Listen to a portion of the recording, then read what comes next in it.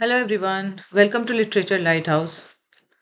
आज की इस वीडियो में हम डिस्कस करेंगे एलटी ग्रेड मेंस के लिए राइटिंग की प्रैक्टिस कैसे स्टार्ट करें। तो आप में से बहुत लोग हैं जिन्होंने रिटेन क्वालिफाई किया है, मतलब प्री क्वालिफाई किया है। ठीक है, तो उसके लिए आप सबको बहुत बहुत बधाई, बहुत बहुत congratulations. And it is all your hard work and consistency. मेरा यही मानना है कि आप में से जितने लोगों ने कंसिस्टेंसी के साथ मेहनत करी है, बहुत लंबे समय से आप जुड़े रहे हैं, कहीं ना कहीं उनकी मेहनत सफल हुई है। तो मुझे इस बात की बहुत खुशी है और मुझे उम्मीद है कि आगे भी आप लोग ऐसे ही अच्छा करते रहेंगे। तो अब आप में से बहुत सारे स्टूडेंट कंफ्यूज हैं कि प्री तो क्लियर हो गया, बट अब मेंस के लिए स्टार्ट कैसे करें। कंफ्यूजन इसलिए है क्योंकि आप में से कई सारे लोग एमए किए हुए बहुत साल हो गया है। आप में से कई सारे लोगों का एमए मुझे लगता है 2016 का है या 18 का है, 20 का है। मतलब देखा जाए तो लगभग, फिर भी मैं कहूँ एवरेज जो है, मतलब स्टूडेंट्स की जो नंबर्स हैं, अगर मैं बात करूँ तो लगभग 5 से 6 साल तो हो ही गया है, मिनिमम मैं बता रही हूँ। आप में से कुछ ही स्टूडेंट हैं जो अभी एमए कर रहे हैं या रिसेंट में एमए किया है। तो अब क्योंकि राइटिंग की प्रैक्टिस छूट गई है तो शुरू करना एक बड़ा टास्क है, क्योंकि आप में से बहुत सारे लोग ऑब्जेक्टिव की ही प्रैक्टिस कर रहे हैं एक लंबे समय से, और राइटिंग का भी इतना काम नहीं है। तो अब ये कन्फ्यूज़न काफ़ी ज़्यादा है कि कैसे लिखा जाए, कैसे टाइम मैनेजमेंट किया जाए, ये सारी बातें। तो आज की इस वीडियो में हम उन सभी पॉइंट्स पे बात करेंगे। हालांकि ये राइटिंग प्रैक्टिस की जो सीरीज़ है, ये फर्स्ट है लेक्चर। इसमें और भी मैं लेक्चर्स आपके लिए प्रोवाइड करवाऊंगी, क्योंकि एक लेक्चर में मैं बहुत कुछ आपको नहीं बता सकती हूँ और ये बिगनर्स के लिए है। तो कुछ पॉइंट्स जो आपको शुरू में ध्यान रखना है उसके बारे में हम ज़्यादा बात करेंगे। अब बात यह है कि राइटिंग प्रैक्टिस आपको क्यों करनी है, क्यों करनी है राइटिंग प्रैक्टिस। तो अगर आप राइटिंग प्रैक्टिस नहीं करेंगे तो फिर ये पता नहीं चल पाएगा कि आपका नॉलेज सब्जेक्ट का कितना गहरा है, आप कितना बढ़िया से एक्सप्रेस कर पाते हैं और आपका प्रेजेंटेशन स्किल क्या है। अगर मैं देखूं तो आप में से बहुत सारे स्टूडेंट्स को नॉलेज बहुत अच्छा है, लेकिन आप लोग एक्सप्रेस नहीं कर पाते हैं। तो अगर आप रेगुलर प्रैक्टिस करेंगे तो उसकी वजह से आपकी राइटिंग की स्किल बहुत बेहतर हो जाएगी। अगर आप रेगुलर प्रैक्टिस करेंगे तो आपकी जो आइडियाज़ हैं वो एक कंस्ट्रक्टेड वे में आपको आने लगेंगे और आप टाइम भी बहुत अच्छे से मैनेज कर सकेंगे। इसके अलावा आप धीरे धीरे समझ पाएंगे कि कैसे आंसर आपको लिखना है। लेकिन ये सब देखिए एक दिन में तो नहीं होता, उसके लिए आपको कंटिन्यूसली आपको लगना है। ठीक है, कंटिन्यूसली आपको चीज़ें करनी हैं। और इसमें बहुत सारे पॉइंट्स हैं जो आपको ध्यान रखने हैं कि कैसे आपको आंसर राइटिंग करनी है और किन बातों का ध्यान रखना है। तो आज हम उस बारे में बात करेंगे। सबसे पहले बात करते हैं पैटर्न क्या रहेगा आपका, जो मैंने देखा। ठीक है, तो जैसा कि मैंने देखा आपका जो सिलेबस है ग्रामर और लिटरेचर का है। ठीक है, जीआईसी में हिंदी ऐसे भी आएगा, लेकिन एलटी ग्रेड की मैं बात कर रही हूँ इस वक्त। तो इसमें आपकी ग्रामर है और आपका लिटरेचर पार्ट है। ग्रामर में अगर मैं देखूं तो letter writing and dialogue writing दो एक ऐसे पार्ट हैं जहां से आपके राइटिंग के सेक्शन आ सकते हैं। ठीक है, उसके अलावा डेफिनेशन बेस पे जैसे नरेशन है, उसके अलावा एक्टिव पैसिव है, इसकी डेफिनेशन पूछ ली जाती है, या कंडीशनल सेंटेंसेस हैं, इसकी भी डेफिनेशन पूछी जाती है विद एग्जाम्पल्स। तो आप जब ग्रामर पढ़ेंगे तो आप देखिए दो पर्सपेक्टिव से ग्रामर पढ़ेंगे। पहला, आप डेफिनेशन पे फोकस करेंगे। दूसरा, जो आप में से बहुत सारे बच्चे टीजीटी पीजीटी या जीआईसी की तैयारी कर रहे हैं, तो आप उसके लिए उस हिसाब से पढ़ेंगे कि कहाँ से क्या क्वेश्चन बनने की संभावना है। तो मेरी सलाह है आप सभी को कि आप रेन एंड मार्टिन की बुक पढ़िए। आप में से बहुत सारे लोग पढ़ भी रहे हैं, बहुत सारे लोग नहीं भी पढ़ रहे हैं। रेन एंड मार्टिन और उसके अलावा एक और बुक है एक्सीलेंट। ठीक है, ये दो बुक मैं पर्सनली पसंद करती हूँ क्योंकि बहुत सारे क्वेश्चन इसमें से आते हैं। एक्सीलेंट उन बच्चों के लिए है जो बिगनर लेवल के हैं बच्चे हैं, क्योंकि एक्सीलेंट की लैंग्वेज बहुत आसान है, 11th-12th लेवल की बुक है। और रेन एंड मार्टिन थोड़ी सी हार्ड पड़ जाती है बच्चों के लिए। तो मैं रेन एंड मार्टिन डिस्कस करूंगी इस क्लास में। धीरे धीरे मैं लेक्चर्स आपके लिए अपलोड करूंगी, जिससे आपको समझ आए कि कहाँ से कैसे आपको चीज़ें मतलब अपने एग्जाम के पॉइंट ऑफ व्यू से पढ़नी है। ठीक है, तो लैंग्वेज की बात मैंने कर ली, ग्रामर की बात कर ली कि कैसे आपको चीज़ें समझनी है। इसके अलावा आप में से बहुत सारे लोगों ने ईडियम्स पढ़े हैं, ईडियम्स एंड फ्रेजेस, तो वो आपके एग्जाम में काम आएंगे। नॉलेज कोई भी बेकार नहीं जाता, ये मैंने कई बार आपसे बोला है। अब बात करते हैं पैटर्न की। तो पैटर्न देखिए, आपका एग्जाम जो है वो 200 नंबर का है, 200 मार्क्स का है। और यदि हम मार्क्स मार्क्स और टाइम डिवाइड करें तो देखिए ड्यूरेशन आपका 3 आवर्स का है। ठीक है, 3 आवर्स का टाइम है। सेक्शन ए आपका है लॉन्ग आंसर पे, और लगभग 10 क्वेश्चन आपके आएंगे, लगभग नहीं मतलब 10 क्वेश्चन ही आएंगे, 200 नंबर का होगा। 200 नंबर का कैसे होगा, 12 नंबर का हर एक क्वेश्चन होगा, तो 12 इंटू 10 आप करेंगे तो 120 हो जाएगा। ठीक है। सेक्शन बी आपका आएगा शॉर्ट आंसर से, 10 क्वेश्चन शॉर्ट पे आएंगे, 125 वर्ड्स लिमिट होगी और 8 मार्क्स के क्वेश्चन होंगे, तो 8 इंटू 10 हो जाएगा 80। मैं दोबारा से रिपीट कर रही हूँ आपको, 200 मार्क्स का पेपर होगा, 3 घंटे का पेपर होगा। सेक्शन ए और सेक्शन 2 दो सेक्शन होंगे। लॉन्ग आंसर आएंगे, 10 सवाल आएंगे, 200 वर्ड्स के लिखने हैं आपको, और 10-10 नंबर के होंगे, 10 मार्क्स के होंगे, तो 120 आपका हो जाएगा लॉन्ग का। ठीक है। सेक्शन बी आपका शॉर्ट आंसर, 10 क्वेश्चन, 125 वर्ड्स, आपके 8 मार्क्स के होंगे, 8 मार्क्स के 8 इंटू 10 हो जाएगा 80। तो ये आपका पैटर्न है जो आपका एग्जाम में फॉलो होगा। अब देखिए, सवाल शॉर्ट आंसर भी उतने ही हैं और लॉन्ग आंसर भी उतने ही हैं, लेकिन जब आप लॉन्ग आंसर लिखेंगे या शॉर्ट आंसर, दोनों में आपको स्ट्रक्चर को फॉलो करना बहुत ज़्यादा ज़रूरी है।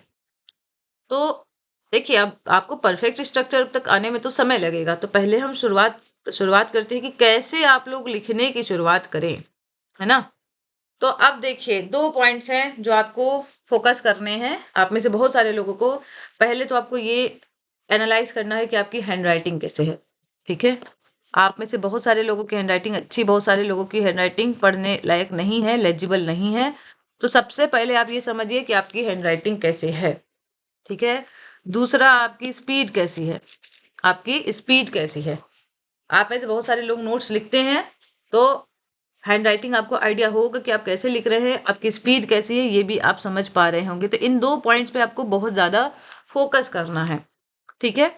इसके अलावा आपका फॉन्ट साइज क्या है, इन सब की मैं बात इसलिए कर रही हूँ कि आपको इन सभी चीज़ों पे ध्यान रखना है और इन सभी पे काम करना है। फॉन्ट साइज बहुत मैटर करता है। जैसे कुछ लोगों को बहुत छोटा लिखने की आदत है, बहुत स्मॉल फॉन्ट में लिखने की आदत है, तो अगर आप स्मॉल फॉन्ट में लिखेंगे तो आप एग्जाम में लिखते ही रह जाएंगे, आपका पेपर पूरा नहीं होगा। राइट। और अगर आप बहुत ज़्यादा ही बड़े फॉन्ट में लिख रहे हैं तो फिर आपका पेज भर जाएगा और आपका आंसर पूरा नहीं होगा। तो आपका फॉन्ट साइज मीडियम होना चाहिए, इतना होना चाहिए कि एक लाइन में 5 वर्ड्स मुझे लगता है आ जाएं, 5 to 6 वर्ड्स।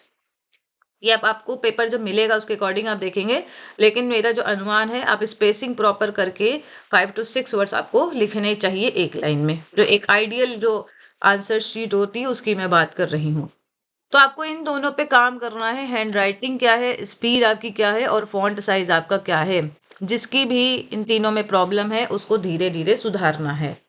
तो अब आप कैसे सुधारेंगे, तो पहले तो आपको ये समझना है कि एलटी मेंस में कैसे एग्जाम के क्वेश्चन पेपर आएंगे या आ सकते हैं, तो उसको आप समझेंगे और उस हिसाब से आप आंसर राइटिंग करेंगे। ठीक है, तो चलिए देखते हैं। सबसे पहले आपको समझना है एलटी ग्रेड मेंस की राइटिंग का क्या नेचर है, किस तरह के सवाल पूछे जा सकते हैं। तो आप में से बहुत सारे लोग हैं जिन्होंने जीआईसी दिया है, जीआईसी प्री दिया है, उसके बाद मेंस भी आप लोग ने लिखा है, तो आपको शायद थोड़ा आइडिया हो। जिन्हें नहीं है तो मैं आपको बताऊंगी। तो जब आप आंसर लिखते हैं, आंसर लिखना आप शुरू करेंगे, तो आपको ये समझना चाहिए कि एग्जामिनर की क्या एक्सपेक्टेशन होती है। ये मैं अभी आपको ये नहीं बता रही कि आपको एग्जाम में क्या करना है, ये मैं आपको ये बता रही हूँ कि जब आप राइटिंग की प्रैक्टिस करें तो आपके माइंड में ये चीज़ें होनी चाहिए, क्योंकि आप धीरे धीरे प्रैक्टिस करेंगे तभी तो आपको चीज़ें आएंगी। तो एग्जामिनर की क्या एक्सपेक्टेशन होती है, पहला तो क्लियर इंट्रोडक्शन होना चाहिए, दूसरा रेलेवेंट कंटेंट होना चाहिए, नो स्टोरी राइटिंग, तीसरा लिटरेरी टर्म्स और कीवर्ड्स का प्रयोग करना चाहिए। जैसे कि अगर मैं बात करूँ द बर्थडे पार्टी की, तो द बर्थडे पार्टी बिलोंग करता है थिएटर ऑफ एब्सर्ड से, it is a type of comedy of menace. तो आपको यहाँ पे कीवर्ड्स यूज करने हैं। ठीक है, बर्थडे पार्टी की जो भी कैरेक्टरिस्टिक्स हैं और हैरोल्ड पिंटर के पिंट्रक्स जो थिएटर है या प्ले है उसकी क्या कैरेक्टरिस्टिक है, वो आपको यूज करनी है की टर्म्स। ठीक है, सिंपल और करेक्ट इंग्लिश। आप में से बहुत सारे लोग ज़्यादा परफेक्ट बनने के चक्कर में बहुत ज़्यादा डिफिकल्ट इंग्लिश लिखने की कोशिश करते हैं, बट आप ये समझिए जितना आप सिंपल लिखेंगे और सही, सबसे बड़ी बात सही लिखेंगे, उतने आपके मार्क्स बढ़ने के चांसेस रहेंगे। मतलब आपको ग्रामर में मिस्टेक नहीं करनी है। बहुत सारे लोगों को स्पेलिंग में प्रॉब्लम होती है, लिखते कुछ और है और मन में कुछ और चल रहा होता है। ग्रामर में मिस्टेक नहीं करनी है, SES टेंस जो है उसमें मिस्टेक नहीं करनी है, स्पेलिंग में मिस्टेक नहीं करनी है, इसको भी आपको फोकस करना है। प्रॉपर कंक्लूजन, आपका प्रॉपर कंक्लूजन होना चाहिए और वर्ड लिमिट जितनी बोली जाए, 200 वर्ड है तो 200 वर्ड, और इसके अलावा आपने देखा था 125 लिमिट है, तो 200 और 125 की जो लिमिट है वो आपको स्टिक करना है। अगर आप स्टिक नहीं करेंगे तो आपके नंबर कट जाएंगे। ठीक है, तो आई होप कि आपको यहाँ तक चीजें समझ में आई हैं। वेल स्ट्रक्चर्ड अगर आपका आंसर होगा तो आपको मार्क्स ज़्यादा मिलेंगे। आप कहानी लिखेंगे तो आपको नहीं मिलेंगे, क्योंकि कहानी एग्जामिनर को भी पता है, आपसे जितना पूछा जाए आपको उतना ही आंसर लिखना होता है। इन सभी पॉइंट्स को ध्यान में रख के आप राइटिंग की प्रैक्टिस स्टार्ट करेंगे। तो जैसे आपको पता ही है कि मार्क्स को स्ट्रक्चर के लिए दिया जाता है, डेकोरेशन के लिए नहीं। ओके, चलिए अब बात करते हैं कुछ और पॉइंट्स की। आपको पता होना चाहिए, जब आप लिख रहे हैं, स्टार्ट कर रहे हैं प्रिपरेशन, तो आपको पता होना चाहिए कि एलटी का सिलेबस क्या है। आप में से बहुत सारे लोग अभी भी कंफ्यूज हैं कि सिलेबस क्या है। तो सिलेबस आप देखिए, आप डाउनलोड कर लीजिए जिनमें जिनको नहीं पता है। और मैंने आपको कुछ पॉइंट्स बताए ही हैं, ग्रामर में parts of speech, spelling, word formation, ये सारे हैं। तो देखिए, पार्ट्स ऑफ स्पीच से क्वेश्चन बनने की संभावना रहती है, नरेशन से, कंडीशनल सेंटेंसेस से, जो आपके टाइप्स ऑफ सेंटेंसेस है वहां से। इसके अलावा लेटर राइटिंग, डायलॉग राइटिंग, जो मेरी समझ है, मुझे लगता है यहाँ से क्वेश्चन बनते हैं। इसके अलावा मैं बात करूँ लिटरेरी मूवमेंट्स की, फॉर्म्स की, तो लिटरेरी मूवमेंट्स आपका जो टर्म्स है और मूवमेंट्स है, यहाँ से आपके शॉर्ट क्वेश्चन बनने की संभावनाएं ज़्यादा रहती हैं। तो आप में से जितने भी लोग हैं, इसको आप पूरा अच्छे से पढ़ जाइए। टर्म्स को क्या है, कैरेक्टरिस्टिक क्या है, डेफिनेशन क्या है, एग्जाम्पल क्या है, मूवमेंट कब शुरू हुआ, क्यों शुरू हुआ, क्या कैरेक्टरिस्टिक है, लिटरेचर में कैसे स्टार्ट हुआ, ये सब आपको ध्यान रखना है और सबको एग्जाम्पल्स पता होने चाहिए। इसके अलावा आपका एक टॉपिक है फिगर ऑफ स्पीच। तो फिगर ऑफ स्पीच से भी कैसे क्वेश्चन बनते हैं इसकी हम डिस्कशन करेंगे। जैसे अभी मैं बात करूं तो एक सिंपल क्वेश्चन अगर मैं बोलूं तो सिमिली एंड मेटाफर दोनों को डिफरेंशिएट करें, differentiate simile and metaphor with examples. अगर ये सिंपल सा क्वेश्चन अगर आपको आए तो आपको प्रॉपर पता होना चाहिए कि कैसे आंसर को लिखना है। उसके लिए आपके पास वर्ड्स होने चाहिए, कॉन्सेप्ट क्लैरिटी होनी चाहिए और अच्छे एग्जाम्पल्स होने चाहिए। समझ में आया आपको? तो अब देखिए, अब मैंने बात करी figure of speech, terms and movement की। अब मैं बात करती हूँ पोइट्री की। तो पोइट्री में आपके बहुत सारे राइटर प्रिस्क्राइब्ड हैं, आप सिलेबस देखिएगा, वहां से आपके थीम बेस्ड क्वेश्चन या सिंबोलिज्म पे, एल्यूजन्स पे, इस तरह के क्वेश्चन आपके बनते हैं। जैसे मैं बात करूँ टीएस एलियट की, तो the Waste Land, the giant poem of the modern age, इसमें एल्यूजन्स बहुत सारे हैं, थीम इसकी बहुत इंपॉर्टेंट है, टायरेशियस का फिगर बहुत इंपॉर्टेंट है। तो इस तरह के क्वेश्चन बनते हैं। इसके अलावा elegy written in country churchyard, तो इसको आप प्री रोमांटिक पोएम के तौर पे आप कैसे इसको समझाएंगे, क्या इसकी थीम है, ये ऐसे क्वेश्चन बनते हैं। और to the west wind, to I skylark, इसकी थीम क्या है ना, पोएट मैसेज क्या देना चाहता है, my last duchess as a dramatic monologue. Okay, तो इस तरह के क्वेश्चन आपको देखने को मिलेंगे एग्जाम में। तो आपको फोकस करना है कि कैसे क्वेश्चन बनते हैं और कैसे हमको आंसर करना है। इसके अलावा मैं बात करूँ ड्रामा की, तो ड्रामा से भी थीम बेस्ड क्वेश्चन आएंगे, या किस मूवमेंट से बिलोंग करता है वो ड्रामा, वहां से क्वेश्चन आपके बनेंगे। जैसे कि Dryden's all for love as a restoration tragedy, Harold Pinter's the birthday party as a comedy of menace. Okay, Arthur Miller's और my love as an American dream, या एज एन अमेरिकन ट्रेजिडी। ठीक है, not tragedy, as an American dreams ही आप कह सकते हैं, क्योंकि it is a great example of American dreams. ठीक है, इसके अलावा the hairy ape as an expressionist play, इस तरह के क्वेश्चन आपके बनते हैं। Signify, justify the title of Galsworthy's पे जस्टिस। तो आपको यहाँ पे फोकस करना है। इसके अलावा प्रोज की मैं बात करूं तो प्रोज में आपके बहुत सारे राइटर प्रिस्क्राइब्ड है, Burton Russell, Richard Wright, Mahatma Gandhi, okay, O Henry हैं, अनीता देसाई हैं। तो यहाँ से भी आपको थीम बेस्ड क्वेश्चन याद रखने हैं, या राइटर पर्टिकुलर ऐसे में क्या आपको मैसेज देना चाहते हैं। अगर मैं बात करूं एजी गार्डनर की इन डिफेंस ऑफ इग्नोरेंस, तो उन्होंने जस्टिफाई किया है इग्नोरेंस को, कैसे जस्टिफाई किया है, क्या पॉइंट्स दिए हैं, ये आपको अपने माइंड में ध्यान रखने हैं, आपको पॉइंटर्स बनाने हैं अपने नोट्स में, कहानी नहीं लिखनी है। The last leaf signify sorry justify the title the last leaf, या बहराम का कैरेक्टर क्या है, ठीक है, उसकी मास्टरपीस, ये इंपॉर्टेंट है। ड्रीम चिल्ड्रन, अच्छा रेवरी, इसको जस्टिफाई करिए, how why it is called a reverie, ठीक है। बात करूं मैं नॉवेल की, तो बहुत सारे नॉवेल हैं आपके में, जैसे कि जोसेफ एंड्रयूज हैं, great expectations, animal farm, lord of the flies, the scarlet letter, the grapes of wrath, two virgins, things fall apart. बहुत सारे अच्छे नॉवेल्स हैं, तो मैं 2-3 नॉवेल्स का एग्जाम्पल ले रही हूँ। जैसे आपका lord of the flies as a dystopian fiction, civilisation versus savagery, कैसे आप इसमें दिखाएंगे, ठीक है। The scarlet letter as a dark romanticism, it is a novel of repentance, it is a story of regret, कैसे आप दिखाएंगे, ठीक है। The old man and the sea, इसमें आपको बताना है man versus nature, Santiago's character, okay. Things fall apart, इस नॉवेल को अफ्रीकन ट्रायोलॉजी का ये पहला नॉवेल है। इस नॉवेल को अफ्रीकन नॉवेल्स की बिगिनिंग आप कह सकते हैं, एक लैंडमार्क माना जाता है। तो इसमें भी आपको दिखाना है as a post colonial novel, अगर ये बोला जाए तो। बहुत सारे ऐसे पॉइंट्स हैं जो आपको फोकस करने हैं, और मैं राइटर वाइज आपसे नॉवेल वाइज वर्क वाइज मैं डिस्कस करूंगी, क्योंकि अभी मुझे एग्जांपल्स देना था तो मैंने हर एक सेक्शन से उठाने की कोशिश करी है। इसके अलावा आपका post modern colonial, post colonial Indian writing, ये आपका सारा जितना भी आपका सिलेबस प्रिस्क्राइब्ड है उसी में इंक्लूड हो जाएगा, ठीक है। एक टर्म और एक एग्जाम्पल या एक वर्क आपको याद रखना है। चलिए अब स्टार्ट करते हैं कुछ और points. Start with short answer first. पहला पॉइंट जो आपको याद रखना है, मैंने आपसे बात करी आपकी हैंड राइटिंग की, फॉन्ट साइज की, आपकी स्पीड की, इसको आप समझें। और फिर जब आप लिखने बैठें, लिखने से पहले आपको पता होना चाहिए कि मेरा सिलेबस क्या है, मुझे नॉलेज है या नहीं है। नॉलेज नहीं है तो आप उसको पढ़िए, आप नॉलेज अपने अंदर इकट्ठा करिए, और नॉलेज है तो आपको कॉन्सेप्ट क्लैरिटी होनी चाहिए।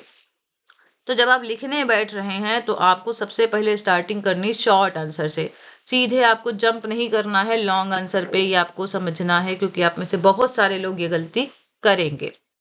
देखिए, जो लोग राइटिंग की प्रैक्टिस में उनके लिए तो कोई दिक्कत नहीं है, पर मैक्सिमम लोग जो मैं समझ पा रही हूँ राइटिंग की प्रैक्टिस से दूर है। तो आपको शुरुआत करनी है। शुरुआत में आपको छोटे छोटे टास्क लेने हैं, जैसे कि 5 लाइन्स आप लिखे किसी पोयम पे, जैसे मैंने आपको बताया, थीम बताया, सिंबोलिज्म, सेलिंग टू बाइजेंटियम हो गया आपकी पोयम, या आपकी द सेकेंड कमिंग, सिंबोलिज्म आप बताइए, मेटाफर का यूज बताइए, थीम बताइए, एज अ मॉडर्न पोयम आप बताइए, ठीक है। 6-8 लाइन्स आपको लिखना है थीम पे, जैसे the Waste Land, what is the theme of the Waste Land. आपको पता है ये बैरल सिविलाइजेशन को दिखा रहा है, वेस्टलैंड मॉडर्न एज को दिखा रहा है, स्पिरिचुअली वेस्टलैंड हो चुका है, मेटलिस्टिक है सब कुछ, no relationship, no emotions, no kindness, no spiritual regeneration. तो आपको इस पे फोकस करना है कि कैसे ये द वेस्टलैंड है। Meaning of a title, okay, the second coming, second coming क्यों है, signify the title, justify the title, break break break, why this poem is known as break break break, my last duchess, तो what does my last duchess signify in this title, okay. इसके अलावा जैसे the world is too much with us, तो इसका टाइटल क्यों है the world is too much with अस, आपको पोयम समझनी पड़ेगी। आप में से बहुत सारे लोगों ने सिर्फ इंपॉर्टेंट लाइन पढ़ी है, बहुत लोगों ने समझी है, बहुत लोग भूल गए हैं, तो अब आपको सिलेबस पूरा दोबारा से रिवाइज करना पड़ेगा। सिर्फ आप समझ लें कि सरफेस लेवल पे चीज़ों को जान के आप प्रैक्टिस स्टार्ट करें, तो देखिए ये आपके लिए अच्छा नहीं होगा। हो सकता है आप कर ले, मैं ये नहीं कह रही हूँ कि आप में से बहुत लोग कर नहीं सकते, हो सकता है कर ले, लेकिन ये एक सेफ स्ट्रेटजी मुझे लगता है नहीं मानी जाएगी, है ना। और पॉइंट्स देखते हैं और आप कैसे लिख सकते हैं। शॉर्ट नोट्स ऑन कैरेक्टर और सिंबल्स, तो मैंने अभी जैसे आपको बताया, कैरेक्टर अगर मैं बोलूँ आपसे तो बर्थडे पार्टी के जैसे स्टैनली का कैरेक्टर पूछ लिया जाए, ठीक है। उसके अलावा आपसे विली लोमैन का कैरेक्टर पूछा जाए ऑल माई सन्स में, विली लोमैन कैसे एक अमेरिकन मैन को रिप्रेजेंट कर रहा है, how how does he represent the dream of an American man dream क्या है, अमेरिकन ड्रीम क्या है, तो prosperity, wealth, success, fame, name, यही तो है सब अमेरिकन ड्रीम। तो इसी को सिम्बलाइज कर रहा है ऑल माई सन्स में। इसके अलावा अगर आप बात करें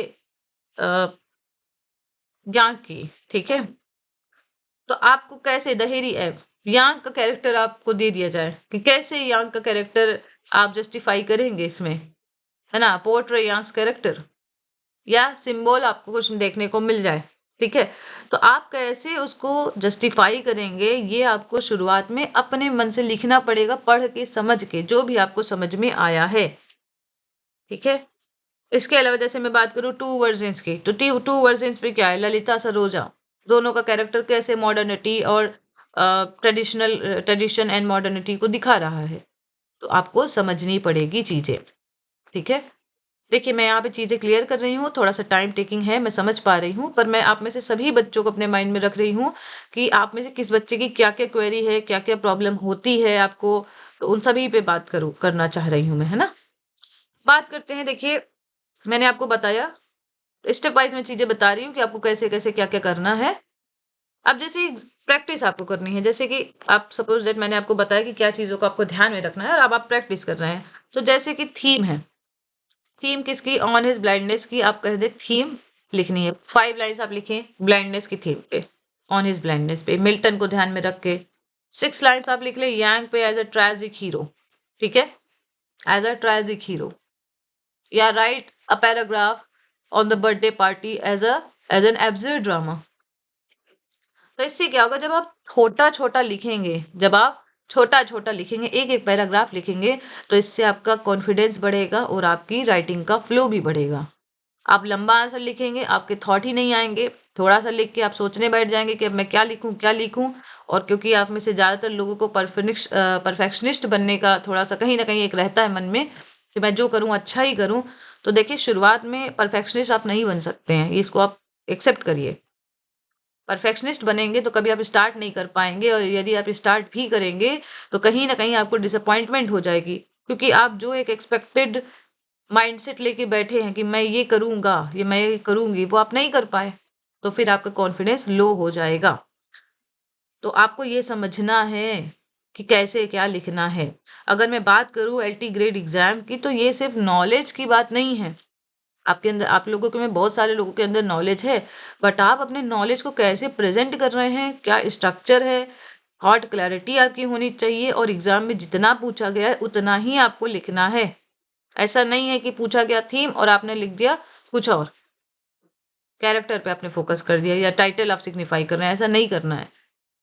दूसरा चीज, फिक्स्ड आंसर का स्ट्रक्चर आपको फॉलो करना है।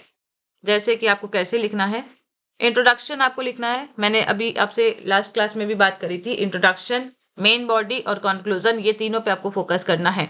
तो इंट्रोडक्शन में आप क्या लिखेंगे, या तो ऑथर के बारे में बात करेंगे, या तो वर्क के बारे में बात करेंगे, या तो सेंट्रल आइडिया क्या है, क्वेश्चन के हिसाब से आपको देखना पड़ेगा, है ना। मेन बॉडी क्या होगी, थीम पे फोकस्ड होगी, कैरेक्टर पे और सिंबल्स पे या लाइंस पे। तो यहाँ पे आप ये समझिए, अगर थीम भी पूछा है तो भी आपको ऑथर का थोड़ा सा रेफरेंस देना पड़ेगा, ऐसा नहीं कि डायरेक्ट आप थीम पे जंप कर गए। अगर आपकी कैरेक्टर से लाइन पूछी है तो भी आपको वर्क का, ऑथर का थोड़ा सा तो इंट्रो देना ही पड़ेगा, ठीक है। अब मेन बॉडी में आपको सिंबल्स का भी यूज करना है, क्या सिंबल्स यूज हुए हैं, क्या की टर्म यूज हुए हैं, इसके अलावा आपको कोट्स भी लिखनी है। तो आप में से मैं सभी लोगों को सलाह दूंगी कि आप लोग एक रजिस्टर बनाइए, एक डायरी बनाइए, जो भी आपके पास अवेलेबल हो सकता है, और उसमें आप वर्क वाइज लाइंस लिखना स्टार्ट करिए, जो आपके लिए आसान हो। वर्क वाइज आप 2-2, 4-4 लाइन लिखिए, एक क्रिटिक की लाइन लिखिए। तो आप में से बहुत सारे लोगों ने ऑलरेडी प्रैक्टिस करी है, क्रिटिक की लाइन आप एक आध लिख सकते हैं, मैं ये नहीं कहूंगी कि आप सब याद करिए, जो आपके लिए इजी हो, जो आपके लिए आसान हो और आप एग्जाम तक उसको याद कर सके, उसको आप याद करिए। जैसे कि मैं 12th नाइट की बात करूँ तो सबको याद है, music is the food of love, play on, है ना। तो आप ऐसी लाइंस को याद कर सकते हैं। ठीक है, ओके। क्रिटिकल टच होना चाहिए, आपका आंसर एनालिटिकल होना चाहिए, कहानी नहीं लिखना है आपको, ये मैंने आपको पहले भी बताया है। और फिर आपको जब आप आंसर लिख रहे हो तो ये आपके जो क्वेश्चन को पूछा गया है उसको ध्यान में रखते हुए ही लिखना चाहिए। ठीक है, कॉन्क्लूजन, अब आप इन सभी पॉइंट्स पे बात कर ली, आपने लिख दिया, तो आपका कॉन्क्लूजन बहुत ही अच्छा होना चाहिए। ये आपको हमेशा ध्यान रखना है, जब आप आंसर लिख रहे हैं तो आपका इंट्रोडक्शन भी बहुत अट्रैक्टिव होना चाहिए, या आपके जो भी है अटेंशन ग्रैबिंग होना चाहिए, और आपका कॉन्क्लूजन भी बहुत रेलिवेंट होना चाहिए। मतलब ओवरऑल जो जिस्ट है वो आपके कॉन्क्लूजन में मिल जाना चाहिए। तो कॉन्क्लूजन के बारे में मैं बात करूंगी कि कैसे आपको कॉन्क्लूजन अलग अलग क्वेश्चन के अकॉर्डिंग अलग अलग लिखना है, क्योंकि इस वीडियो में सभी बातें नहीं हो सकती हैं, तो मैं उसके बारे में अलग बताऊंगी कि इंट्रोडक्शन कैसे लिखना चाहिए, कंक्लूजन कैसे लिखना चाहिए अकॉर्डिंग टू क्वेश्चन। ठीक है, तो अगर आपका स्ट्रक्चर सही है तो आपको ऑलरेडी आधे मार्क्स तो सिक्योर आपके हो ही जाते हैं। जैसे कि आपको पता है लेटर राइटिंग जैसे आपके एग्जाम में पूछी जाती है, जैसे 11th-12th में आप में से बहुत सारे लोग टीचर हैं, तो अगर बच्चे ने स्ट्रक्चर को भी फॉलो किया है तो आप मार्क्स देते हैं ना, राइट। अगर 4 नंबर का लेटर पूछा है, स्ट्रक्चर फॉलो किया तो आप मार्क्स देते हैं, भले ही उसने उतना अच्छे से लिखा हो या ना लिखा हो। तो सेम एज आपको यहाँ भी चीजें फॉलो करनी है। आपको एक टीचर के हिसाब से सोचना है, ना कि आपको स्टूडेंट के हिसाब से। ठीक है, नेक्स्ट देखिए, बिल्ड कंटेंट थ्रू कीवर्ड्स। आपको कीवर्ड्स पे फोकस करना है, सेंटेंसेस पे नहीं। मतलब कि आप छोटे छोटे वर्ड कीवर्ड्स को पकड़ के, छोटी छोटी थीम को पकड़ के, टर्म को पकड़ के आप सेंटेंस को बनाइए। अदरवाइज अगर आप लंबे लंबे सेंटेंस लिखने की कोशिश करेंगे, परफेक्ट सेंटेंस लिखने की कोशिश करेंगे, तो आप पैनिक हो जाएंगे, है ना। तो आप शॉर्ट शॉर्ट सेंटेंस लिखिए, इजी आपकी वोकैब होनी चाहिए, बहुत कॉम्प्लेक्स वोकैब नहीं होनी चाहिए। और आप ऐसा लिखे जो रीडर फ्रेंडली हो, ऐसा नहीं कि किसी को समझ में ही ना आए। अच्छा, आप में से बहुत सारे लोग हैं जो रटने में बहुत ज़्यादा विश्वास रखते हैं, रटते हैं। तो अभी तक आपने एलटी ग्रेड का जो प्री का एग्ज़ाम दिया है तो आपने रट के बहुत सारे लोगों ने दे दिया है, बहुत सारे लोगों ने समझा भी है। देखिए, मैं ये नहीं कह रही कि हर कोई ऐसा किया है, बहुत सारे लोगों की कैचिंग पावर बहुत अच्छी है। तो देखिए, वहाँ पे एमसीक्यू पूछा गया था, वहाँ पे आपने ऑप्शन देखा, आपको आ गया। यहाँ पे आपका ऑप्शन या मेमोराइजिंग पावर काम नहीं करेगी। आपको याद करना है कि कॉन्सेप्ट क्या है, थीम क्या है, और मेमोराइज करना भी तो है। तो पैराग्राफ पैराग्राफ नहीं, कीवर्ड्स याद करना है। जैसे मैंने बताया कि the birthday party as a comedy of menace. अब पिंटरेस्ट जो है, जो टर्म दिया गया है पिंटर के वर्क्स को, तो उसमें कौन कौन सी आपको कीवर्ड्स अप्लाई करनी है, क्या उसकी खासियत है। अमेरिकन ड्रीम है ऑल माई सन्स, तो अमेरिकन ड्रीम क्या होता है। ठीक है, आर्म्स एंड द मैन एक एंटी रोमांटिक कॉमेडी है, तो एंटी रोमांटिक कॉमेडी के क्या फीचर्स है। Macbeth as the Shakespearean tragedy, ये क्वेश्चन बहुत बार पूछा जाता है। इवन मुझे लगता है जीआईसी में मेंस जो पिछली बार आया तो शेक्सपियरियन ट्रेजेडी ऐसा कुछ क्वेश्चन पूछा था। तो आप में से जितने दिया है उसको उनको ज़्यादा पता होगा। तो आपको कीवर्ड्स पे फोकस करना है कि कहाँ कौन सा कीवर्ड्स हमें लगाना है। The merchant of Venice as a comedy कैसे है, शेक्सपियरियन कॉमेडी कैसे है। ठीक है, तो ये आपको फोकस करना है। अब देखिए कुछ एग्जाम्पल्स हम देखते हैं कि कैसे आपको क्या क्या कीवर्ड्स देखना है। जैसे कि the old man and the sea, ये आपका बहुत फेवरेट नॉवेल है सभी का, 1954 में प्रेस्क्राइब्ड पब्लिश था। सैंटियागो का जैसे आपको ध्यान रखना है कि इसमें क्या क्या कीवर्ड्स है। सैंटियागो एक क्यूबन फिशरमैन है, स्ट्रगल यहाँ पे दिखा है, man versus nature, code hero concept दिया है अर्नेस्ट हेमिंग्वे ने। इसके अलावा हमें इसमें एंड्योरेंस एंड डिग्निटी दिखती है ना। सी एज अ मदर फिगर दिखता है, सिंबोलिज्म है मार्लिन का। अब आप इन सब कीवर्ड्स को याद कर लेंगे तो आपको आंसर लिखने में कोई प्रॉब्लम नहीं होगी। जैसे कि जब स्टूडेंट्स आंसर लिखते थे, बहुत सारे आपको याद होगा, जब हम लोग पहले लिखते तो हम लोग क्या हेडिंग याद कर लेते थे, है ना। हेडिंग याद कर लिया, कीवर्ड याद कर लिया और पूरा आंसर हम लोग लिख लेते थे। आप में से बहुत सारे लोग तो एमए में 10-10 पेज आंसर लिख के आए हैं। तो ये 200 वर्ड्स और इतना 125 वर्ड्स कोई बहुत ज़्यादा बड़ी बात नहीं है। सिर्फ गैप हो गया इसलिए आप लोग परेशान हैं, है ना।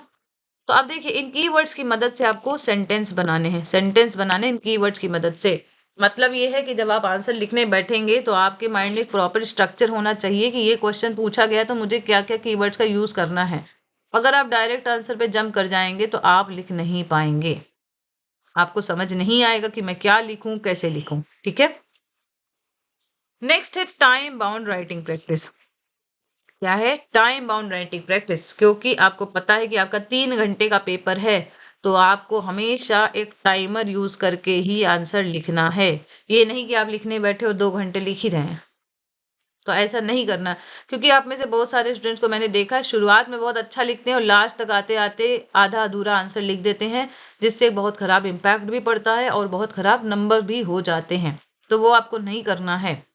ठीक है, तो शुरुआत में अगर मैं बात करूं, देखिए शुरुआत में मैंने आपसे बोला परफेक्शनिस्ट नहीं बनना, आपको लिखने की बिगनिंग करनी है, कैसे शुरुआत करनी है। तो प्रैक्टिस रूल आपको फॉलो करना है। जैसे 10 मिनट में आप सोचिए 100 वर्ड्स आपको लिखना है। ठीक है, 100 वर्ड्स मान लीजिए एक पैराग्राफ हो गया। ठीक है, 20 मिनट में आपको 200 वर्ड्स लिखना है, मतलब मान लीजिए 2 पैराग्राफ हो गया। लेकिन आप जब एग्जाम में लिखेंगे तो सिर्फ 2 पैराग्राफ आपका नहीं होगा। जैसे आपका जितना क्वेश्चन, जितना वर्ड्स लिमिट है उसके अकॉर्डिंग आपको डिवाइड करना पड़ेगा। तो आपको इंट्रोडक्शन और मेन बॉडी और कंक्लूजन 3 पैराग्राफ तो लॉन्ग में करने ही पड़ेंगे। और अगर मैं शॉर्ट की बात करूं तो एक आपको पैराग्राफ करना पड़ेगा और फिर आपको कंक्लूजन देना पड़ेगा। ठीक है, शॉर्ट 3 से 4 लाइन का आपको देना पड़ेगा। तो आपको इस अकॉर्डिंग चीजें फ्रेम करनी है। इसके बारे में भी मैं आपसे डिटेल में बात करूंगी। ठीक है, तो ये आपको प्रैक्टिस करनी है टाइमर के साथ। जब आप टाइमर के साथ करेंगे, आपको एक अर्जेंसी बनी रहेगी, तो आप उस अकॉर्डिंग हैबिचुअल हो जाएंगे। नेक्स्ट पॉइंट है स्पीड एंड क्लैरिटी। अगर आपकी स्पीड अच्छी है और आपके आंसर में क्लैरिटी है तो आपको मेंस क्लियर करने से कोई नहीं रोक सकता, है ना। तो आपको क्लैरिटी ऑफ थॉट होनी चाहिए और उसके अलावा आपकी हैंड राइटिंग भी इतनी साफ सुथरी तो होनी चाहिए कि पढ़ी जा सके। मैं ये नहीं कह रही कि बहुत अच्छी हो, लेकिन आप में से बहुत सारे लोगों की हैंड राइटिंग लेजिबल ही नहीं है, तो आपको वहाँ प्रैक्टिस करनी है। और प्रैक्टिस कैसे करेंगे, कैसे सुधारेंगे? डेली आप एक पैराग्राफ लिखिए, एक पेज लिखिए, कुछ भी लिखिए, जो भी आपको मन हो। आप थॉट लिखिए, आप ये नहीं सोचिए कि परफेक्ट बनना है। परफेक्ट वाला दिमाग में अभी छोड़ दीजिए, क्योंकि आप स्टार्ट कर रहे हैं। स्टार्टिंग में कैसे आप परफेक्ट हो जाएंगे? क्या एल्टीग्रेड प्री में आप शुरू में परफेक्ट हो गए थे? ऐसा नहीं था। लास्ट के 1-2 महीना आपको जो रहा है, स्पेशली लास्ट का 1 महीना आपके लिए काफ़ी क्रुशियल रहा है और काफ़ी ये टर्निंग पॉइंट रहा है आप लोगों के लिए। ठीक है, तो आप देखिए डेली राइटिंग प्लान अगर मैं बात करूं बिगनर्स के लिए, तो जैसे 7 डे का आपका स्टार्टर प्लान सपोज दैट मैं आपको दे रही हूं। तो देखिए पहले दिन से आप क्या लिखिए, पहला दूसरा दिन 5 से 6 लाइन आप 2 से 3 टॉपिक, जो भी आपका टॉपिक हो उसको आप चूज कर लीजिए। कोई भी टॉपिक, तो मैंने बहुत सारे टॉपिक आपको आज बताए, द बर्थडे पार्टी, द हेरी एप, ऑल माई सन्स, उसके अलावा आर्म्स एंड द मैन। ठीक है, और प्रोज में मैंने आपको बताया इन डिफेंस ऑफ इग्नोरेंस। इसके अलावा द रोड टू हैप्पीनेस में आप पॉइंट्स लिख सकते हैं कि रोड टू हैप्पीनेस क्या है, कैसे हैप्पी हुआ जाए, ऐसा बर्डन रसल ने क्या पॉइंट्स दिए हैं। इसके अलावा आप लिख सकते हैं प्राइड एंड प्रेजुडिस। ठीक है, प्राइड एंड प्रेजुडिस का टाइटल, सिग्निफिकेंस, डार्सी का कैरेक्टर, एलिजाबेथ का कैरेक्टर, शॉर्ट पॉइंट्स में लॉर्ड ऑफ द फ्लाइज। ठीक है, लॉर्ड ऑफ द फ्लाइज, इसमें टाइटल का सिग्निफिकेंस क्या है या आपकी थीम क्या है इस नॉवेल में, the old old man and the sea, या पोएम की, आप जो भी है, जो भी टॉपिक आपको जो अच्छा लगता है, जो आपको अच्छा लगता है केवल आप वही टॉपिक लेंगे, ये मैं आपको बोल रही हूँ।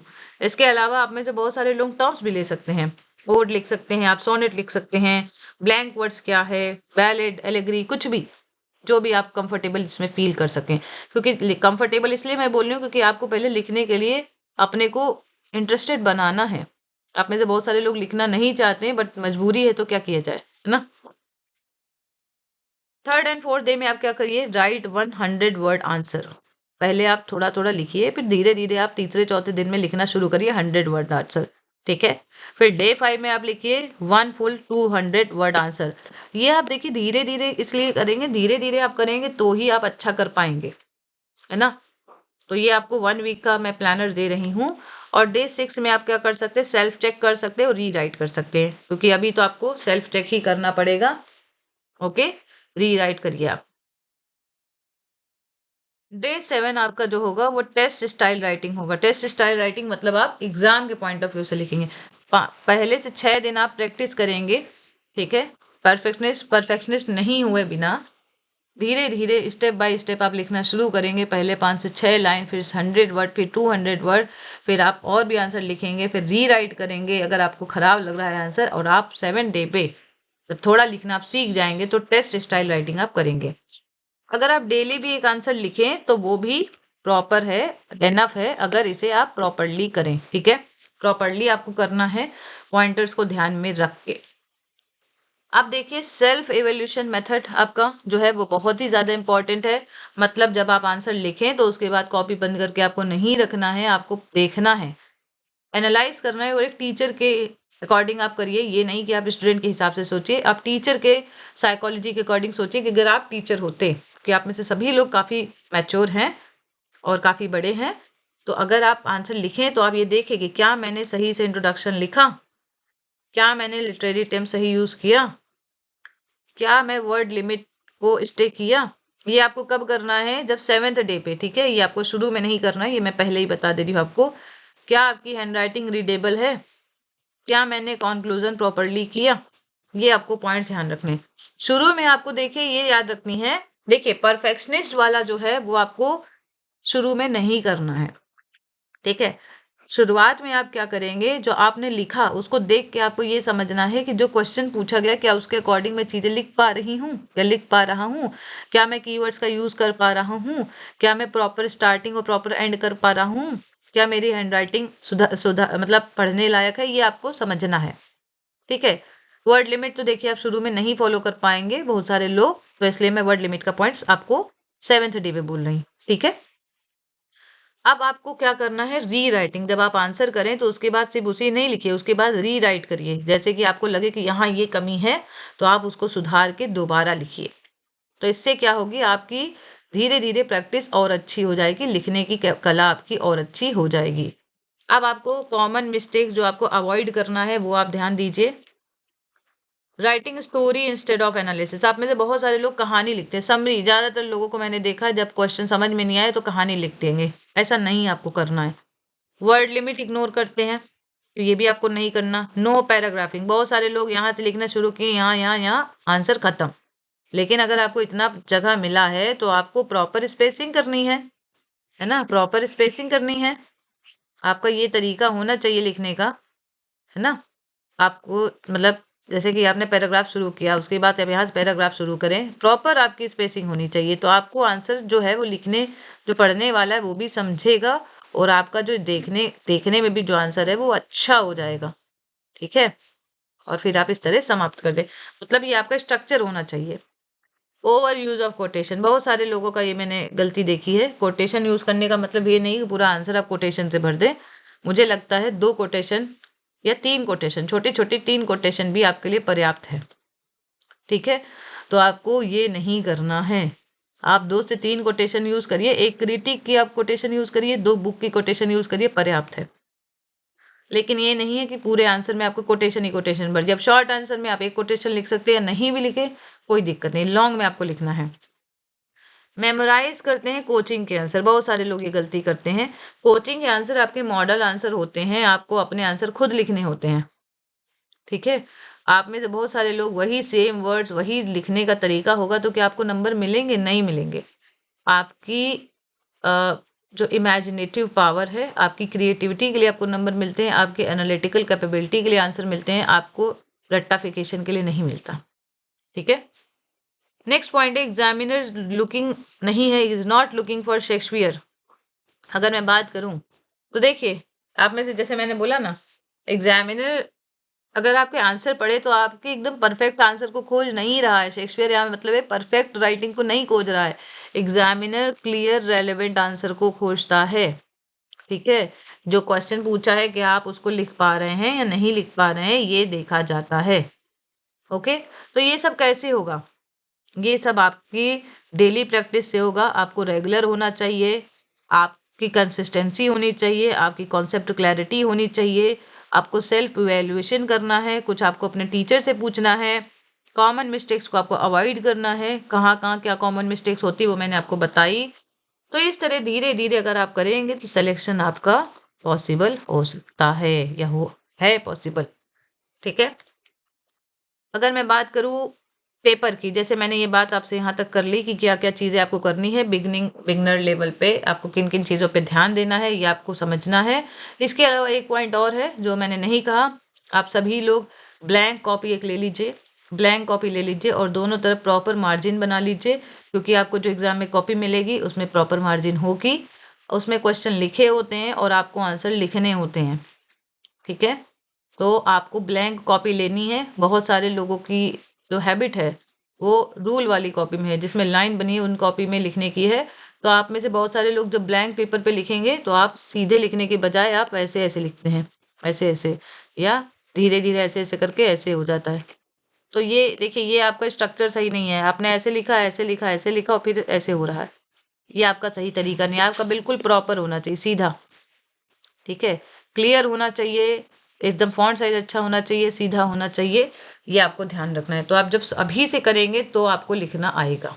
ठीक है, अब बात करते हैं मेंस का जो रिटन पेपर होगा उसके बारे में, कि जब आप लिखें क्वेश्चन, जब आप लिखें तो आपको ये पता होना चाहिए कि क्वेश्चन कैसा है। ऐसा नहीं आप डायरेक्ट पे कूद गए।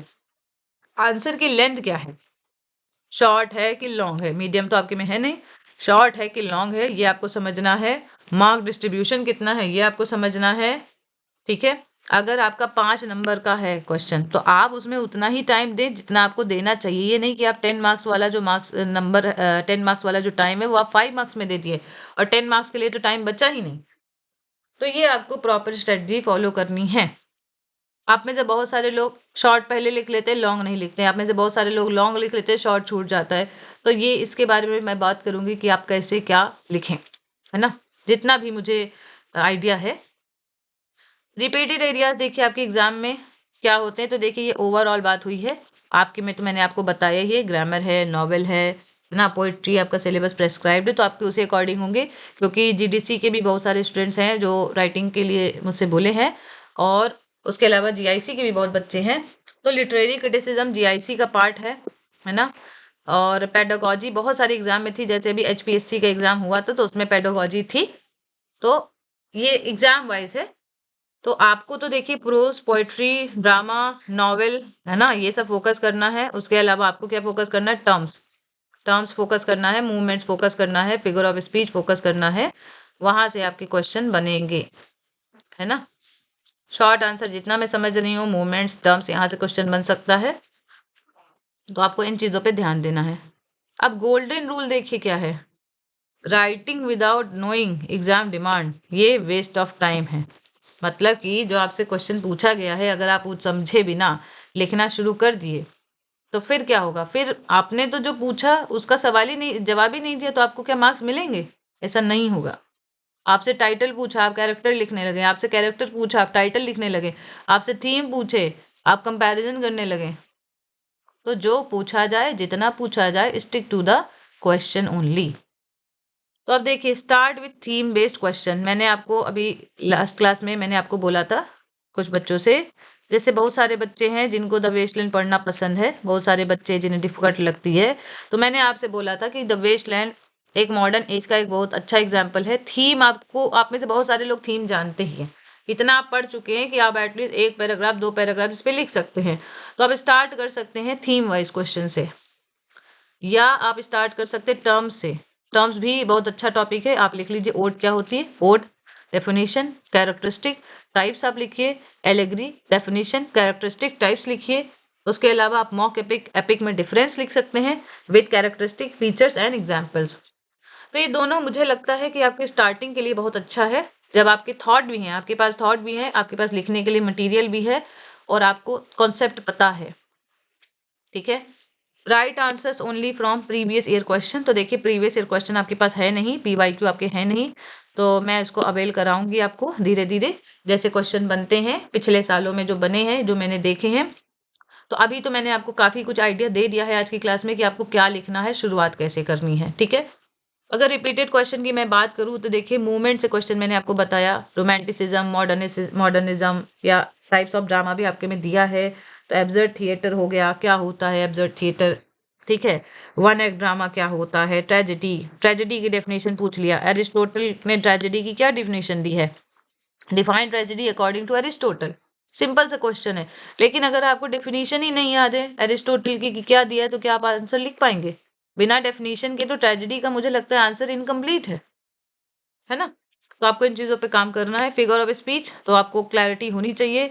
Critics like critical point of view से मैंने अभी बताया, जैसे कि define tragedy according to Aristotle, तो यहाँ से क्वेश्चन बन सकते हैं। पोएम से क्वेश्चन, ठीक है, theme wise.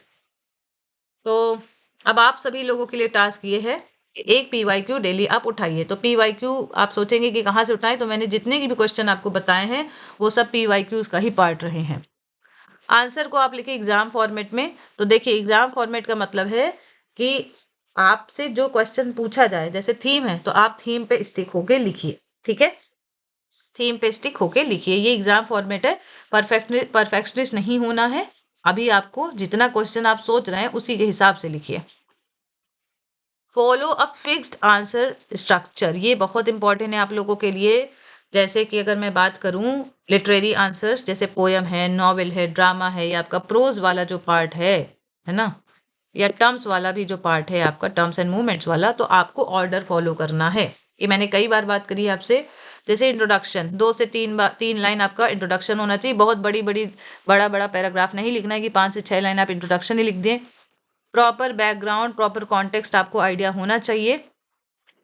Theme, critical points, ये आपको पैराग्राफ में लिखनी है, ठीक है, या आप हेडिंग वाइज भी लिख सकते हैं। आप में से बहुत सारे लोग हेडिंग वाइज भी लिखते हैं, तो हेडिंग वाइज भी आप लिख सकते हैं। कोटेशन आपको, मैंने आपको बताया 2 से 3 कोटेशन आपको यूज करनी है, और 2 से 3 लाइन की होनी चाहिए। 2 लाइन मुझे लगता है एक आइडियल है, 2 लाइन की कोटेशन हो, या ज्यादा से ज्यादा 3 लाइन की। ऐसा नहीं कि 5 5 लाइन की आप कोटेशन ही लिखते हैं, तो आपकी वर्ड लिमिट भी खत्म हो जाएगी, आंसर भी कंप्लीट नहीं होगा। कंक्लूजन आपका जो है, कंक्लूजन वो एग्जाम फ्रेंडली होना चाहिए। जो पूछा गया है वही आपको कंक्लूजन लिखना है, ठीक है। तो अगर आप इन चीजों को फॉलो करते हैं तो एवरेज कंटेंट वाला भी बच्चा अच्छे मार्क्स ला सकता है, अगर आपका स्ट्रक्चर स्ट्रांग है और आपका जो कंटेंट है वो अकॉर्डिंग टू क्वेश्चन है। तो मैंने आपको अभी बताया, स्टार्टिंग करिए आप किससे, शॉर्ट आंसर से, ठीक है। आप एग्जाम की, ये एग्जाम के अकॉर्डिंग है कि आपको एग्जाम में जब लिखना है तो आपको क्या करना चाहिए, शॉर्ट आंसर आप पहले कर लो। तो देखिए ये मेरा अपना मानना है, ये पर्सन टू पर्सन वेरी करता है। जैसे मैं कभी लॉन्ग भी लिख लेती हूँ, कभी शॉर्ट भी लिख लेती हूँ। आप 1 घंटे में 5 लॉन्ग कर लीजिए, 5 शॉर्ट, आपकी ये स्ट्रेटजी भी काफ़ी हेल्पफुल होगी। ये अकॉर्डिंग टू स्टूडेंट है, कैसे आपको टाइम मैनेज करना है, क्या आप कर सकते हैं, ठीक है। आप में से शुरुआत में बहुत सारे बच्चे क्या करते हैं, लॉन्ग पे ही जंप कर जाते हैं। ऐसा बहुत सारे लोगों के साथ है।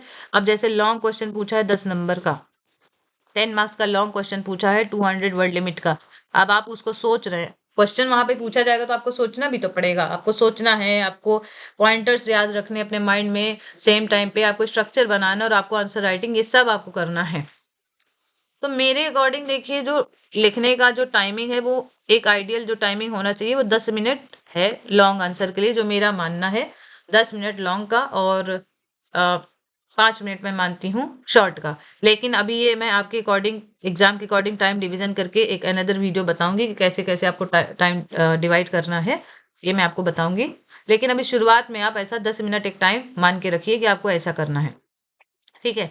अब क्या करते हैं, अगर आप 15 मिनट, 10 की जगह आप 15 मिनट टाइम एक्सीड कर दिए, 5 मिनट अगर आपने टाइम एक्सीड कर दिया एक क्वेश्चन में, तो आपके बाकी क्वेश्चन का टाइम आप कहीं ना कहीं इनडायरेक्टली यहाँ ले रहे हैं। तो देखिए, आप कितना भी अच्छा आंसर लिखें, आपको मार्क्स जितने मिलने चाहिए उतने ही मिलेंगे। अगर आपने बाकी क्वेश्चन पूरे नहीं किए और आपने शुरुआत में क्वेश्चन अच्छे किए, तो फिर बात बराबर ही हो जाएगी, है ना। तो ये आप समझिए। तो अब लिखने की अगर मैंने बताऊं आपको, तो वीक वाइज स्ट्रेटेजी जो मैंने आपको बताई थी शुरुआत में, आप जैसे सॉरी, मैंने आपको पहले तो दिन वाइज बताई थी कि 1 हफ्ते की आप क्या स्ट्रेटजी है, 1 to 7 डेज की मैंने बताई थी। उसके बाद जब आप धीरे धीरे लिखना शुरू कर दें 1 हफ्ते बाद, तो आपको क्या करना है, धीरे धीरे पहला से दूसरा जो हफ्ता है आपका, वो 5 to 6 मार्क्स के आंसर आपको लिखने हैं, मतलब शॉर्ट क्वेश्चन से शुरुआत करनी है, ये मैंने आपको पहले बताई थी। इसके अलावा जब आप शॉर्ट क्वेश्चन में आपको लिखने में थोड़ा सा लग जाए आसानी, तो आप धीरे धीरे 10 से 15 मार्क्स का या 10 मार्क्स का जो आपको क्वेश्चन है वो आप लिखना शुरू कर दें, ठीक है। 10 मार्क्स का आप धीरे धीरे लिखना शुरू कर दें, और इस तरह लगभग 1 महीने बाद आप पूरा एक प्रॉपर आंसर लिखने में एक्सपर्ट होने लगेंगे। एक्सपर्ट इन द सेंस कि आप थोड़ा सा हैबिचुअल हो जाएंगे। तो आपको शुरुआत के जो 1 मंथ है इसको आपको डिवाइड करना है कि कैसे आपको क्या काम करना है। ठीक है, मुझे उम्मीद है कि आपको काफी पॉइंट्स क्लियर हुए होंगे। मैंने आपको ये बताई थी शुरुआत में ही कि आपको अपनी हैंडराइटिंग में फोकस करना है, क्लियर हैंडराइटिंग ध्यान रखनी है, प्रॉपर स्पेसिंग होनी चाहिए। ऐसा नहीं है कि एक वर्ड यहाँ है एक वर्ड तुरंत आपने यहाँ लिख दिया, या एक वर्ड यहाँ है तो एक वर्ड यहाँ लिख रहे हैं। बहुत सारे बच्चे ऐसा करते हैं। तो आपको प्रॉपर स्पेसिंग होनी चाहिए। अगर आपको इतना पेज मिला है तो ऑलरेडी जो मार्जिन है वो इतनी हो जाएगी और आपको लिखने के लिए सिर्फ इतना ही पेज मिलेगा। तो जब आप लिखना शुरू करेंगे, जब आप आंसर लिखना शुरू करेंगे तो आपकी प्रॉपर स्पेसिंग होनी चाहिए, प्रॉपर स्पेसिंग होनी चाहिए कि समझ में आए कि एक एक वर्ड अलग अलग है। ये नहीं कि आप ऐसे घुसा घुसा के लिख दें, है ना, पास पास में ऐसे ऐसे लिख दें, ये आपको नहीं करना है। ठीक है, ये आपको ध्यान रखना है। हेडिंग एंड पैराग्राफ, ये बहुत इंपॉर्टेंट है। पैराग्राफ कब लिखना है और हेडिंग कब लिखना है ये आपको समझना है। जब ज्यादातर बच्चे को मैंने देखा है पैराग्राफ लिखते, ज्यादातर कुछ बच्चों को मैंने देखा हेडिंग लिखते हैं। तो ये आपके ऊपर डिपेंड है कि आपको क्या अच्छा लगता है। मेरा ऐसा मानना है अकॉर्डिंग टू क्वेश्चन आपको हेडिंग और पैराग्राफ को फॉलो करना है। शॉर्ट आंसर की बात करूँ तो हेडिंग आप नहीं यूज कर सकते, पैराग्राफ ही आप यूज करेंगे। और लॉन्ग आंसर में आप कई आंसर में आप हेडिंग मेथड यूज कर सकते हैं। ये दोनों आपको अकॉर्डिंग टू क्वेश्चन करने हैं। ठीक है, डेली आपका राइटिंग रूटीन होना चाहिए 30 to 40 मिनट्स का। ठीक है, एक आइडियल डेली प्लान अगर मैं बात करूं, पहले तो आप पढ़ लीजिए। बिना पढ़े आप कैसे लिख लेंगे? पहले आप 10 मिनट पढ़िए कोई भी मॉडल आंसर। तो मॉडल आंसर्स आपको कहाँ से मिलेंगे मैं आपको प्रोवाइड करवाऊंगी। ठीक है, धीरे धीरे एक एक टॉपिक पे तो आपको समझ में आएगा। इकट्ठे मैं सारी चीजें आपको बता दूंगी तो आपको एकदम कंफ्यूजन हो जाएगा। तो मॉडल आंसर्स आप रीड करिएगा। मॉडल आंसर अभी आपके पास नहीं है तो आपके पास जो भी नोट्स है, जैसे मैंने आपको बताया टर्म है, ओड है, सोनेट है, ये सब आप लोग पढ़े हुए हैं। सोनेट क्या होता है, ब्लैंक वर्सेस वर्सेस, जैसे आप ऐसे ही लिख लीजिए blank verses versus free verse, इसको आप डिफाइन करिए, है ना, वर्सेस हीरोइक कपलेट। जैसे एक क्वेश्चन ये बन गया, ठीक है, तो आप इसे डिफाइन करिए। तो यही आपके लिए क्वेश्चन हो गया, ओड हो गया, सोनेट हो गया, epic versus mock epic terms में। तो आप सबके पास नोट्स है, लिटरेरी टर्म्स की किताब है आपके पास, एमएच अब्राम्स की, आप वहां से पढ़िए तो वो आपके पास क्लियर कंटेंट आपको देगा और बहुत ही बढ़िया कंटेंट। ठीक है, इसके अलावा मैं अगर आपको बात करूं, एक और पॉइंट जो आपको ध्यान रखना है, आपको हिस्ट्री क्लियर होनी चाहिए। बैकग्राउंड जब आप लिखेंगे तो अगर आपको हिस्ट्री नहीं पता है तो आप आंसर नहीं लिख पाएंगे। तो मैं आपको सलाह दूंगी कि आप एडवर्ड एल्बर्ट या WJ लॉन्ग, ये दोनों किताबों में से जो भी आपको अच्छी लगे वो आप ले सकते हैं, आप बस पढ़ सकते हैं। आप में से होगी ज्यादातर के पास, तो इसको आप पढ़िए और आप आंसर का बैकग्राउंड फ्रेम करिए। और टर्म्स के लिए आपको एमएच अब्राम्स फॉलो करनी है। बाकी आपके पास जो भी नोट्स है वो आपको देखनी है। ठीक है, तो मैं बात कर रही थी आपसे डेली प्लान की। तो आप पढ़िए 10 मिनट अपना मॉडल आंसर, जो भी है मॉडल आंसर आपके पास नहीं है तो आप किताबों को रेफर कर सकते हैं, एमएच अब्राम को रेफर कर सकते हैं, है ना, जो भी आप लिख रहे हैं। और जो भी आपके पास नोट्स है आप उसको रेफर कर सकते हैं। और फिर 20 मिनट का आप टाइम दीजिए या 15 मिनट, जो भी आपका टाइम है, आप अपना खुद का आंसर लिखिए बिना कॉपी से देखे, बिना कोई किताब देखे। मतलब जब आप पढ़ रहे हैं कॉन्सेप्ट क्लैरिटी के लिए तो आप किताब पढ़िए, नोट्स पढ़िए, लेकिन जब आप लिखने बैठे हो तो सामने आपकी कॉपी नहीं होनी चाहिए। बहुत सारे लोगों को मैंने देखा है देख देख के लिखते हैं। तो आप चाहे तो बिगनिंग में लिख सकते हैं देख देख के पॉइंटर्स को, लेकिन मुझे लगता है कि पढ़ लीजिए उसके बाद लिखिए तो ये ज्यादा बेहतर तरीका है ना। फिर आप उसके बाद क्या करिए, जब आपने पढ़ लिया लिख लिया उसके बाद आप आंसर को पढ़िए और आप देखिए क्या गलती है उसमें, एनालाइज करिए और कंपेयर करिए। जो आपका मॉडल आंसर हो या जो आपका एक आइडियल जो आपने सोचा है उससे आप कंपेयर करिए और फिर धीरे धीरे इम्प्रूव करिए। शुरुआत में आपको 3-4 आंसर लिखने की जरूरत नहीं है। क्यों? क्योंकि आपको शुरुआत में अभी सभी बच्चों को LT ग्रेड का सिलेबस भी समझना है, तो आपको टाइम चाहिए। आप कॉन्सेप्ट समझिए, एक टॉपिक उठाइए, जैसे आज आपने एक टॉपिक उठाया द बर्थडे पार्टी, या आपने टॉपिक उठाया लॉर्ड ऑफ द फ्लाइज, तो आप इसको पूरा दिन समझिए कि क्या है इसमें। ये शुरुआत के लिए मैं बोल रही हूँ, ठीक है, मैं बार बार ये आपको बात बोल रही हूँ, शुरुआत के लिए मैं बोल रही हूँ। अगर आप 3-4 चीजों को एक साथ माइंड में लेके रखेंगे तो फिर आप कंफ्यूज हो जाएंगे। अगर आप टर्म्स पढ़ रहे हैं तो आप उसी पे फोकस करिए, अगर आप नॉवेल पढ़ रहे हैं तो आप उसी पे फोकस करिए, आप ड्रामा पढ़ रहे हैं तो उसी पे फोकस करिए। एक वर्क को पढ़िए, उसको अच्छे से एनालाइज करिए डिस्क्रिप्टिव के हिसाब से, और फिर आप उसको लिखिए, तो आपका एक अच्छा आंसर बनेगा। तो आपको फोकस करना है क्वालिटी पे, ना कि क्वांटिटी पे, ठीक है। दूसरा क्या कर रहा है उससे कोई मतलब नहीं, आप क्या कर रहे हैं वो ज्यादा मैटर करता है ना। आप में से बहुत सारे लोग ये परेशान हो जाते हैं कि दूसरा इतना कर रहे हैं हम नहीं कर पा रहे हैं, तो इसको भी थोड़ा आप अवॉइड करिए। सिंपल लैंग्वेज आपको लिखनी है, मैंने आपको बोला है वोकैब आपकी सिंपल होनी चाहिए। बहुत कॉम्प्लेक्स आप यूज करेंगे और आपको समझ नहीं आई, आपको याद नहीं हुई, तो ये दिक्कत है। आप अच्छे वोकैब का यूज अगर आपको कर सकते हैं तो बहुत अच्छी बात है ना, ये एक प्लस पॉइंट होगा। लेकिन अगर आप नहीं कर पा रहे हैं कोई दिक्कत नहीं है। शॉर्ट सेंटेंस आपको यूज करने हैं, है ना, छोटे छोटे सेंटेंस यूज करने हैं, और आपको क्लैरिटी आपको माइंड थॉट में होनी चाहिए। वो कैब आप जहाँ पे अच्छी यूज कर सकते हैं वो आप यूज करिए।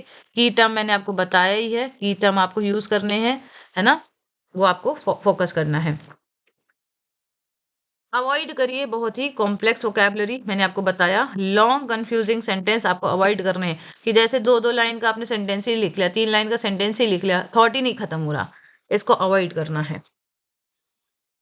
एग्जामिनर्स हमेशा प्रेफर करते हैं, क्या प्रेफर करते हैं, clear ideas, relevant points and direct language, इन सब पे आपको ध्यान देना है, ठीक है। एग्जामिनर के पॉइंट से आपको चीजें लिखनी है, आप स्टूडेंट के परस्पेक्टिव से लिखेंगे तो गलती करेंगे, ओके। क्योंकि ज्यादातर स्टूडेंट का पर्पस होता है आंसर कंप्लीट करना। तो आप BA MA के स्टूडेंट नहीं है, आप टीचिंग एग्जामिनेशन की तैयारी कर रहे हैं, और अगर आप उस टीचर के पॉइंट ऑफ व्यू से या उस टीचिंग साइकोलॉजी से आप आंसर नहीं लिखेंगे तो आपके नंबर कटेंगे। जैसे आप में से बहुत सारे लोग टीचर हैं, तो आप बच्चों के नंबर काटते हैं ना, तो सेम आपको वही फॉलो करना है अपने आंसर्स के लिए। क्योंकि मार्क्स आपको कंटेंट एंड क्लैरिटी के लिए मिलेंगे, इंग्लिश दिखाने के लिए नहीं मिलेंगे, ठीक है। तो ये आप में से बहुत सारे लोगों को समझने की जरूरत है। कंटेंट होना चाहिए, क्लैरिटी होना चाहिए, प्रेजेंटेशन, स्ट्रक्चर, ये सब आपको फोकस करना है। थॉट क्लियर दिखना चाहिए, फ्लो में दिखना चाहिए, उसी के आंसर मिलेंगे। कोटेशंस के लिए मैंने आपको बताया है, कोटेशंस आप एक डायरी बना लीजिए, नोटबुक बना लीजिए, कोटेशंस को आप याद करिए। हर पोएम से, हर ऑथर से, लाइक आपके में पोएम प्रेस्क्राइब्ड है या राइटर प्रेस्क्राइब्ड है, वर्क जो भी प्रेस्क्राइब्ड है, उससे आपके 2-3 कोटेशन आपको याद होने चाहिए, ठीक है।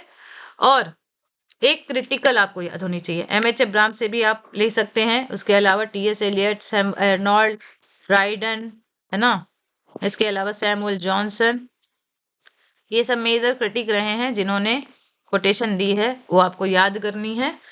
आप हिस्ट्री की बुक उठाइए, वहां से आपको क्रिटिकल कमेंट्स मिल जाएंगे। चौसर के लिए आपको विलियम जे लॉन्ग से भी चौसर तो आपके में है ही नहीं, सॉरी। आप अगर शेक्सपियर की बात करें तो बेन जॉनसन से आपको टर्म्स मिल जाएंगे, है ना। जैसे कि यहाँ पे वर्ड्सवर्थ का क्या है, poetry is the spontaneous overflow of powerful feelings, ठीक है, और भी है। तो आपको पूरी पोएट्री की डेफिनेशन याद होनी चाहिए। और जैसे TS एलियट की पोएट्री की क्या डेफिनेशन है वो आपको याद होनी चाहिए। तो definition is very important by the critic, या किसी क्रिटिक ने क्या कमेंट दिया, तो आप वही याद करिए जो आपको आगे तक याद हो पाए। आइडियल बनने के चक्कर में मत पड़िए, एक रियलिस्टिक आपको अप्रोच रखना है, ठीक है। नेक्स्ट पॉइंट ये है कि आपको आंसर अपने चेक करवाने, तो अभी शुरुआत में तो नहीं, शुरुआत में तो आप खुद लिखिए, खुद एवेल्युएट करिए। लेकिन जब आप धीरे धीरे आंसर लिखना शुरू करेंगे और अच्छे से, तो अगर आप फीडबैक किसी से नहीं लेंगे तो वो आपका तैयारी आपकी अधूरी है ना। तो या तो आप किसी टीचर से चेक करवा सकते हैं, अपने मेंटोर से, या आपका कोई फ्रेंड हो, ठीक है, आपका कोई फ्रेंड हो जो बहुत पढ़ने में आपको लगता है कि अच्छी वाइब है उसकी, या इसकी क्रिटिकल थिंकिंग अच्छी है, आप उनसे चेक करवा सकते हैं आंसर। शुरुआत में तो आप खुद करिए, धीरे धीरे लिखिए, लेकिन आपको बाद में जब आप मेंस के लिए एकदम आपको लगेगा कि नहीं अब मैं लिखने मुझे आने लगा है, तो आपको वो चीज़ों पे फोकस करना है। जैसे ग्रामर पे आपको फोकस करना है। इसके अलावा पंक्चुएशन बहुत लोगों की सही नहीं है, मैंने देखा है, कहाँ पे कैपिटल लिखना है, कहाँ पे स्मॉल लिखना है, कहाँ पे फुल स्टॉप करना है, कहाँ पे क्वेश्चन मार्क करना है, कहाँ पे इन्वर्टेड कॉमा का यूज करना है, डबल इन्वर्टेड कॉमा, ये सब आपको, आप में से बहुत सारे लोग मिस्टेक करते हैं, तो इन पे भी ध्यान देना है। आपको रीराइट करना है इम्प्रूव्ड वर्जन, आपको आंसर लिखना है और उसके बाद मैंने आपको बताया रीराइट भी करना है, जिससे धीरे धीरे आपकी जो आंसर लिखने की जो कैपेबिलिटी है वो उसमें सुधार आए। और एक आपको नोटबुक बनानी है जो राइटिंग इम्प्रूवमेंट नोटबुक हो। मैंने आपको बोला भी कि आप एक प्लेन नोटबुक ले लीजिए जिससे आप उन पॉइंट्स पे ध्यान रख पाएं, उसको आप प्रैक्टिस करिए। परफेक्ट नहीं बनना है, ये मैं आपको पहले भी बता चुकी हूँ, अभी भी बता रही हूँ। परफेक्ट नहीं बनना है, आपको लिखना शुरू करना है। धीरे धीरे आप लिखेंगे तो परफेक्ट भी बन जाएंगे। अभी टाइम है आपके पास, अभी से आप प्रैक्टिस करेंगे तो आप लिख लेंगे। और आप लास्ट के 1 महीने में प्रैक्टिस करेंगे, या आप में से बहुत सारे लोग वेट कर रहे हैं रिजल्ट का, तो फिर आपका टाइम वेस्ट होगा। ओके, बेहतर है कि आप रिजल्ट का ना वेट करके धीरे धीरे लिखना स्टार्ट करें। कॉमन मिस्टेक्स टू अवॉइड, देखिए कॉमन मिस्टेक्स क्या है जो आप अवॉइड करें। राइटिंग इररेलेवेंट हिस्ट्री, बहुत सारे लोग हिस्ट्री लिखते हैं, वो नहीं लिखनी है। नो इंट्रोडक्शन और कंक्लूजन, ये भी बहुत ज़्यादा गलत चीज़ है, ठीक है। नो कोटेशन, नहीं ऐसा नहीं करना है। वेरी लॉन्ग पैराग्राफ, ये भी मैंने आपको बताया, शॉर्ट सेंटेंस लिखने हैं। पैराग्राफ भी आपको बहुत ही जेन्युइन तरीके से लिखना है, स्ट्रक्चर में लिखना है। और इग्नोर कर देते हैं वर्ड लिमिट। तो ये सारे पॉइंट्स हैं जिसमें आपको काम करना है, ठीक है। तो अब आज के लेक्चर का कंक्लूजन है, आप में से सब लोग बहुत थक गए होंगे, है ना, कि ये LT ग्रेड जो है आपका मेंस, ये ब्रिलियंस के बारे में नहीं है। ये नहीं देख रहा है कि आप कौन ब्रिलियंट है, कौन बहुत आइंस्टीन है ना, कौन जीनियस है। ये आपकी डिसिप्लिन प्रैक्टिस के बारे में है, ठीक है। अगर आप में से एवरेज स्टूडेंट्स हैं तो भी आप 60% मार्क्स ले सकते हैं अगर आपने स्ट्रक्चर्ड आंसर को फॉलो किया है।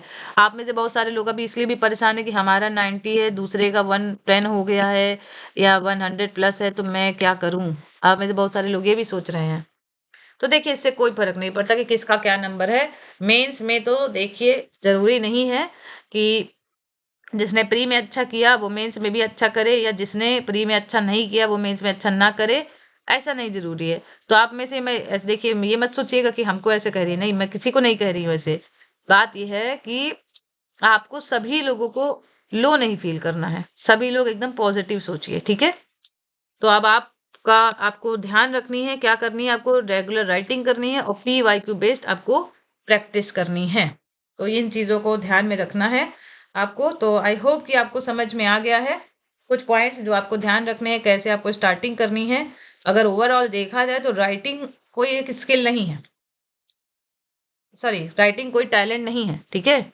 टैलेंट नहीं है कि जो आप बाई बर्थ आपको मिलेगा, दिस इज नॉट टैलेंट, ये एक स्किल है। स्किल क्या होती है, आप बाय प्रैक्टिस आप उनको सीखते हैं, ठीक है। टैलेंट क्या होता है, लाइक आप में बाय बर्थ होता है या आप ऑटोमेटिक सीख जाते हैं। स्किल वो होती है जिसे आप एफर्ट्स के साथ सीखते हैं।